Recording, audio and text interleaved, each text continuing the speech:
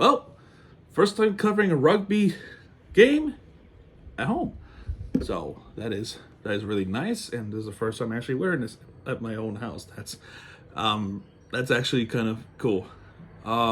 What's not cool is the Sharks are still winless.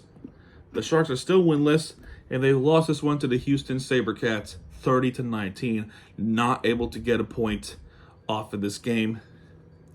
What I can at least say to this is the Sharks are every game they have at least one try, but they just cannot get the lead. They just can't. And it's our third game. I know we should be patient, but you can only do so much, really.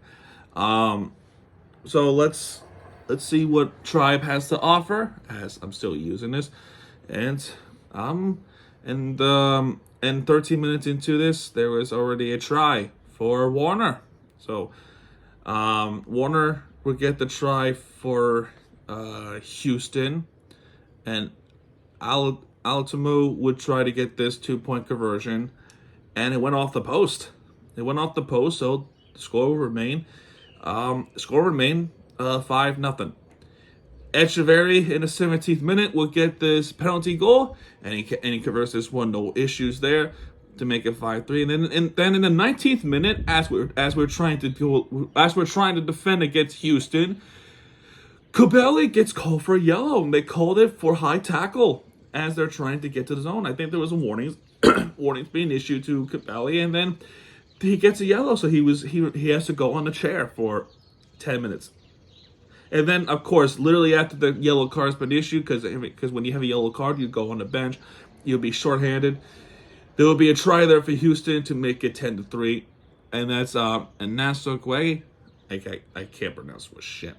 To make it 10-3, and Alatamu would try to get this, and then this time he would get it to get a 2-point conversion to make it 12-3. I apologize, and then there would be a couple of chances for Miami. Echeverry was just trying to keep the game close, to keep going on with penalty goals. 2 penalty goals in a row in the 24th minute and in the 29th minute to make it 12-9. Then Lindenmuth gets called for a yellow. I think there was a violation of the scrum. I forgot whether or not if it was a knock on or something, but he gets a yellow card. And then that was during the zone of Houston zone. So Miami would get the opportunity to get this, and they tie the game up with Echeverry's penalty goal that will make it 12-12. So, okay, can we finally say the Sharks take the lead? Nope, because Miami would commit a penalty, and Alatamu would recapture the lead for Houston to make it 15-12, and that'll be the halftime score. So there's that. So there's that right there. And that ends the first half. Now, with the first half alone, that Tribe is not covering, but I will. There was a lot of mishandles, especially for the Sharks. They gotta handle the rugby ball better. It's been 3 weeks, and they still have not figured out how to handle the rugby ball. It is just, to me as a fan, it's so frustrating, especially when we're so close to scoring a try, and especially deep in their zone. What if this happens when we're all the way far back into our own zone and we have a line out, and we didn't catch the line out, or worst of all, we mishandle it again, and then Houston would score a try anyway? It cannot happen. It just cannot happen, and it cannot happen frequent, because it's been happening a lot. Figure it out, please. All right, second half.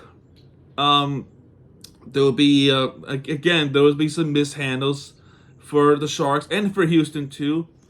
Some points the ball ends up going out of bounds, not from the set piece kick, but eventually Houston would get this try in the 56th minute. It's Michel Ejgalo. If I could get that right, please let me know. I doubt it, but to make it 20-12 Houston, and then Alatamu would try to get this 2-point conversion, And he misses. He missed too far to the left. A little bit further to the left, I think. Just missed it. So it remains 2012. A few minutes later, we would get a try. And try Sharks. It is Bonasso would get this try to make it 2017 the 63rd minute. Echeverry would try to get this 2-point conversion. And they do. We're down by 1 point. Awesome. And then a few minutes later, we commit a freaking penalty. And ultimately would make this 23-19 off the kick. Kind of like the week 1 matchup, right? I get the week 1 vibes. And then, with so many chances to try to get this point, at least get a point off of this, because I know if you win a rugby match, you get 4 points. But if you win a rugby match with more than 7 points, you get 5 points. That's the 5th point is pretty much a bonus point, and the other team gets none. And then, of course, when you commit a freaking penalty towards the end of the game, not be able to hold off Houston's ravishing offense, inability to tackle, inability to handle the rugby ball, and then you commit a penalty while they're on the try line, you get a freaking penalty try, and the final score of this game is 30-19. It's just a frustrating result all around.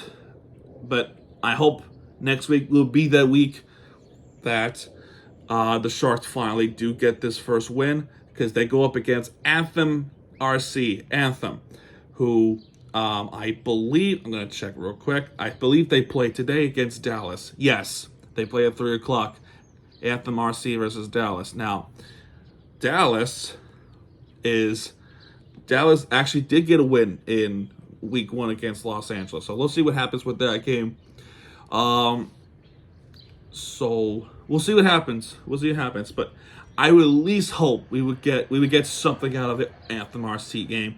That might be our biggest chance to do so. And if we cannot beat Anthem, that something is something's wrong, and it's one of those early looks type of thing. Well, this is the problem, and then this is the problem, or maybe it's the coaching problem. But it's too early to say. It's way too early to say. We're still trying to get settled into the season. But we gotta win the game. We gotta win this game. Hopefully next week will be against Anthem. Hopefully that'll be the week to do so. Our biggest chance yet for the Sharks. And then after that, we end up against San Diego, in which they are no pushovers too. So it turns out our schedule is just rough. So anyway, guys, let's get to it for this one. If you have enjoyed this video, go Sharks go. Hit the like button, subscribe for content, because Miami TVG guys are back. And when he does, happy birthday with the fair entertainment you deserve. This is Miami TVG. Sign up, folks. Good night, everybody.